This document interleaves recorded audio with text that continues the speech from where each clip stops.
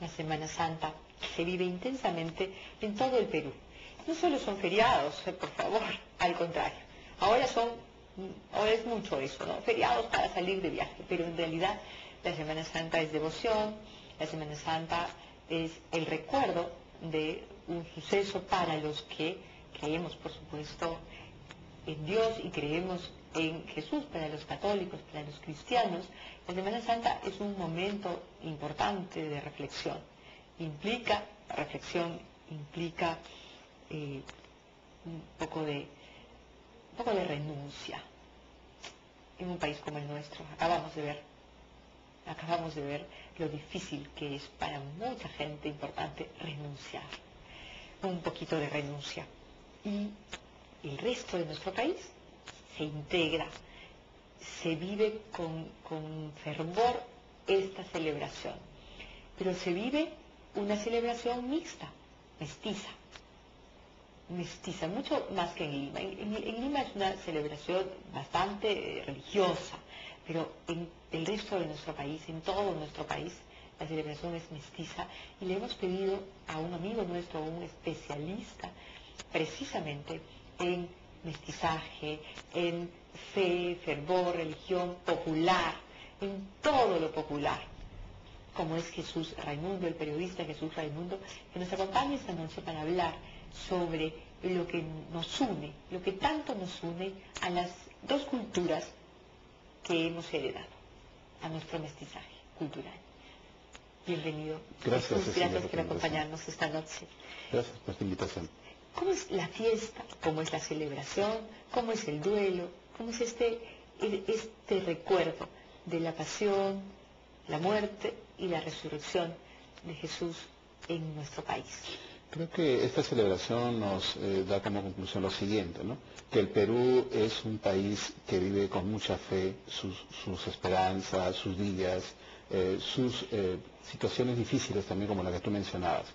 Y el resultado de la celebración de la Semana Santa en el Perú es precisamente de toda esa experiencia que se ha vivido por siglos, ¿no?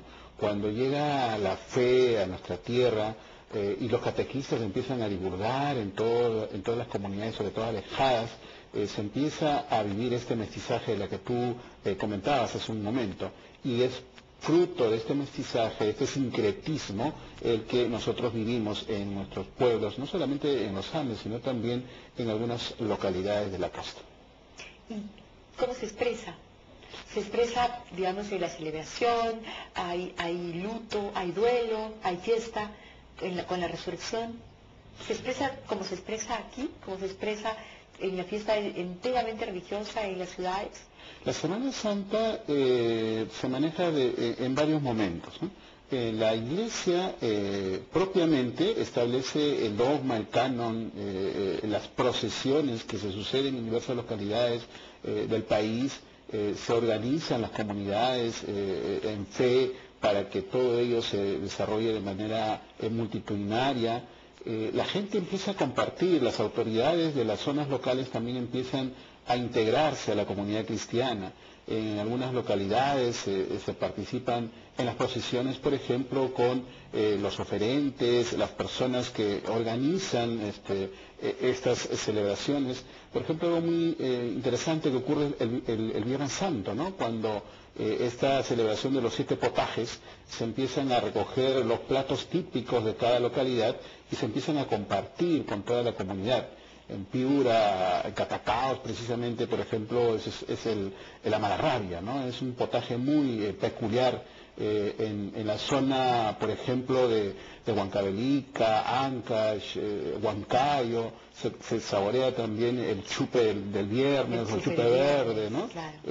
¿Cómo es el chupe verde? Es un plato, es un caldo, papa, la hierba aromática, huevo, y sencillamente eso, ¿no?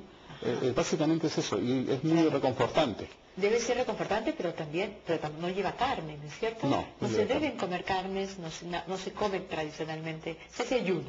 Se hace ayuno. El Viernes Santo. Así es. Y después del ayuno viene toda esta celebración de los potajes. Y en los potajes está pues toda la mixtura, ¿no? El Perú es un país lleno de productos muy variados. ¿Con la Pascua? Los potajes se comparten el viernes. El viernes también. Sí, después del ayuno. ¿Qué podríamos rescatar de todas estas celebraciones? Está la música, está la integración, está la participación de toda la comunidad, está también algunos elementos propios de cada pueblo. Por ejemplo, Ayacucho, Cusco, tienen sus particularidades, ¿no?, en estas celebraciones. Claro, por ejemplo, Ayacucho. Ayacucho se vive pues una fiesta, una celebración más bien, es extraordinariamente, digamos, muy bien descrita, muy bien identificada, muy bien pintada. Hay tantas iglesias en Ayacucho y la gente las visita con fervor y hace la procesión con muchísimo fervor. Las procesiones en Ayacucho son todos los días y los recorridos son masivamente concurridas. Los Cristos se diferencian entre uno y otro días en Ayacucho. No hay que olvidar que Ayacucho, por la cantidad de sus iglesias, es que tiene una gran devoción y un gran movimiento en la fe cristiana y católica. Además, en Ayacucho sucede algo interesante. Ese sincretismo se expresa también, por ejemplo, en sus iglesias, en la arquitectura de sus iglesias, en la arquitectura, en la forma de cómo se han elaborado las imágenes, y actualmente participan, por ejemplo, los que hacen la cerería, ¿no? Cuando uno ve el ando inmenso discurrir y ve flores, mazorcas blancas iluminadas, es producto de los artesanos de esas localidades quienes han integrado la cera para elaborar toda esta decoración, toda esta estructura, y van acompañando al Cristo con estos nuevos elementos, tanto de día como de noche, ¿no? El sábado hay una feria de resurrección en Ayacucho, donde ya se van integrando las costumbres de la zona. Hay no solamente exposición de trabajos de piezas en arte popular, sino además estampas de la zona, como cantos también, y como algunas costumbres referidas a los caballos en la zona, ¿no? Y el domingo también empieza la otra celebración, ya la Pascua, la Pascua, así es, la resurrección. ¿Y qué implica la Pascua? ¿Qué implica la celebración de la Pascua? Está más entendida en la comunidad, tomando en cuenta que esa promesa que hubo de que después del sacrificio, después de la muerte, viene la resurrección, se va interpretando en el pueblo en la misma medida, ¿no? Digamos que es como la renovación a la fe, es como la ratificación, algo que tú creías o crees en tu fe, y el pueblo lo vive, lo vibra, y cambia el estado de ánimo cuando uno observa al pueblo que está en procesión el viernes hacia el domingo. Definitivamente hay un ambiente diferente que se vive. El viernes es de duelo, es de luto, es de... Hasta en los colores de la ropa. Hasta en los colores de la ropa. El espíritu de las personas que participan es diferente. Y el domingo es la expresión, el estado de ánimo es otra. Y el mensaje también es otro. Entonces, como que uno cierra todo el círculo, ¿no?, de esta semana, que es muy importante dentro de la fe católica. ¿Y lo mismo pasa en la costa? ¿O esto es propio de nuestro mundo andino, de nuestra mixtura, de nuestro mestizaje, de los apus y también la fe, la religiosidad católica? ¿También en la costa se vive igual? En la costa también se vive la fe. Lo que ocurre es que en el mundo andino ha pasado lo siguiente, es que cuando llegan los maestros de la divulgación del arte popular, es que ellos empiezan a ayudarse a partir de los indígenas, de los nativos, quienes también se convierten en artistas, y ellos son los que empiezan a divulgar más el tema del arte. El arte ha estado ligado estrechamente con la fe. Eso se ha visto en varios siglos, y por eso lo han entendido también así los catequistas, quienes han asimilado el arte para difundir la fe católica a través de, por ejemplo, las pinturas cusqueñas, a través de los retablos ayacuchanos, a través de otras piezas de cerámica, por ejemplo, y eso es lo que tal vez le ha dado otro matiz a los Andes. En cambio, en la costa En la costa se vive más en función a la fe, pero también son los elementos de la zona.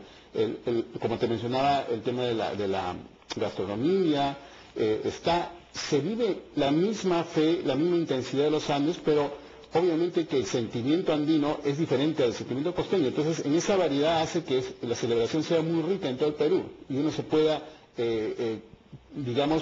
contagiar o compartir esta fe con todos los hermanos peruanos. El viernes va a salir en procesión aquí en Lima el Señor de los Milagros.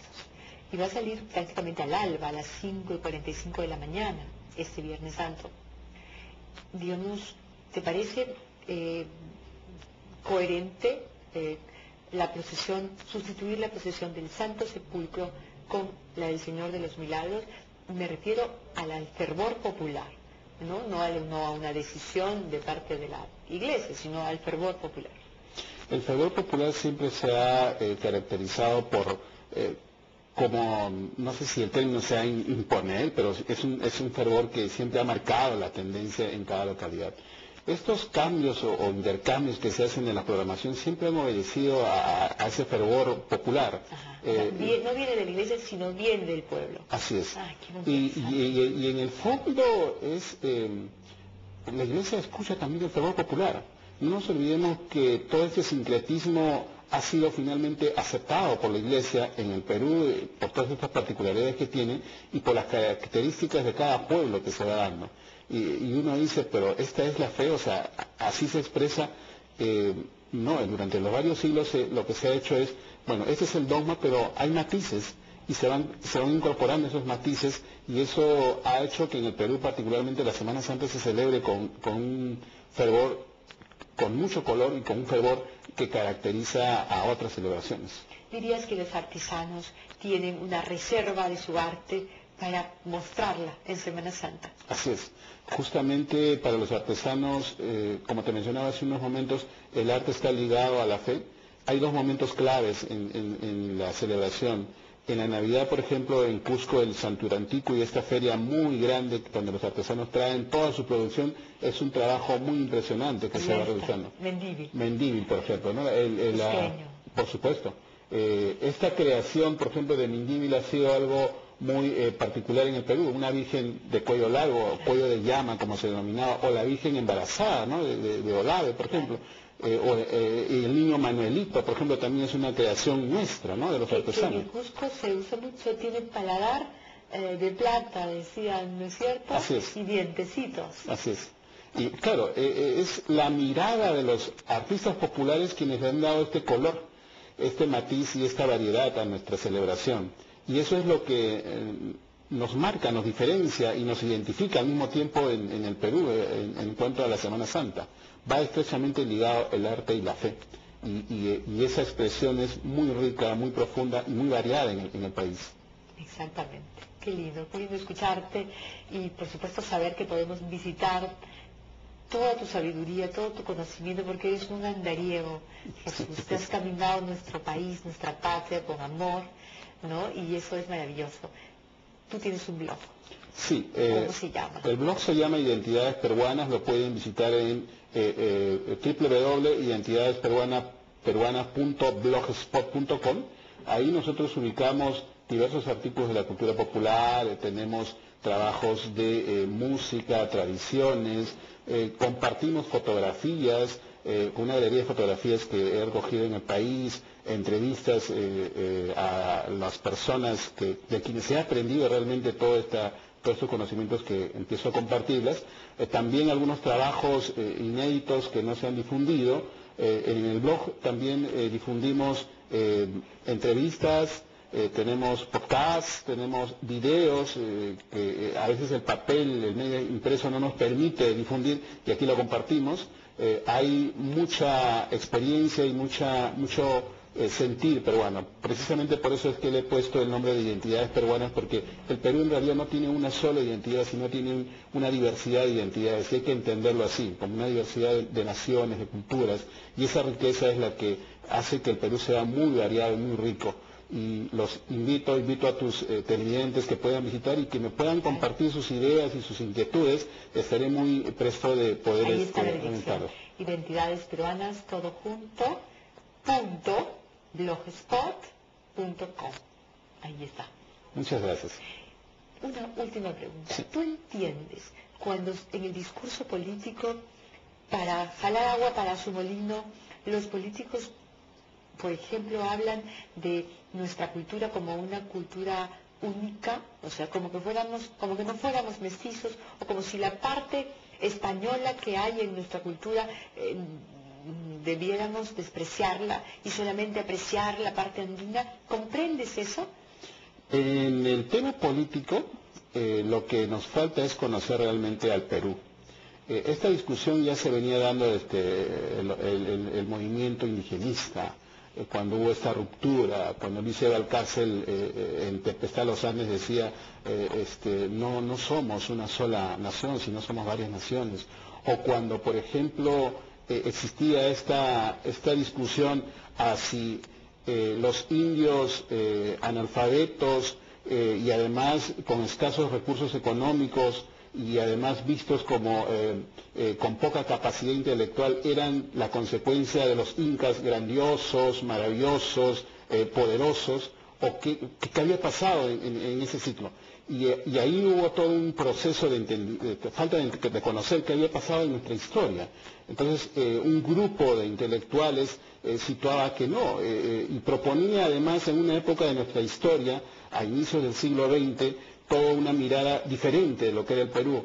Y por eso es que se permitió en ese momento el ingreso de sabios, conocedores, intelectuales, europeos, extranjeros, para de alguna manera orientar lo que era el país. Un siglo después estamos reconociéndonos y volviendo la mirada a nuestra sabiduría popular, a nuestro mundo, no solamente andino, sino, por ejemplo, particularmente a mí, todavía no he podido explorar todo el mundo amazónico por un problema de logística, de distancia, del tiempo, porque demanda mucho más tiempo y esfuerzo. Y ahí hay todo un conocimiento que verdaderamente, además, con un problema de lengua, ¿no? En el caso del mundo andino puedo dialogar con ellos en el lunacín, en el quechua, entonces como que me entiendo un poco más. En la costa me puedo mover con mayor facilidad porque es el español, con el lenguaje con el que me comunico, pero con la selva es muchísimo más difícil. Y ese problema de lengua, de cultura, de visiones, de situaciones, de conocimientos que tienen nuestros pueblos son los que quizás no están entendiendo los políticos. Es tan diversa la actitud, es tan diversa nuestros pueblos que cuando uno va y los empieza a escuchar, encuentra una gama de opiniones que uno se sorprende, porque muchas veces cuando uno va de Lima, va pensando de que ya lo sabe todo, lo conoce todo, de que tiene un gran conocimiento porque ha revisado bibliografías o bibliotecas o documentos. Sin embargo, cuando llega a esa comunidad se encuentra de que realmente desconoce muchas cosas, ¿no? Hace un momento, por ejemplo, comentaba en una entrevista de Susana Vaca, ella decía eso, ¿no?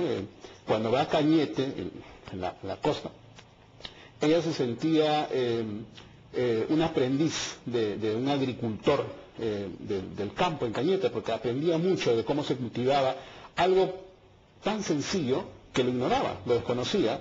O cuando ella, por ejemplo, le da ciertas recomendaciones a los estudiantes que quieren aprender música y le dice, ¿dónde puedo aprender yo a tocar el saxofón? El saxofón es un instrumento del jazz. Y dice, bueno, en Acoya, que es un pueblo en el Valle de Mantaro donde están los verdaderos maestros. Primero anda allá, convive con ellos, aprende de ellos y te vas a convertir en un buen discípulo. Creo que eso es lo que nos falta en general a quienes tienen la responsabilidad de dirigir y conducir los destinos del país. Y también la mirada de los medios de comunicación a esas zonas. Es tan amplio el país, es tan rico que desde Lima a veces no podemos mirarlos íntegramente. No, y a veces solo miran Lima, eso es insoportable. Así es. Muchas gracias, Jesús. A ti. Muchísimas gracias por haber estado con nosotros. Vamos a la pausa.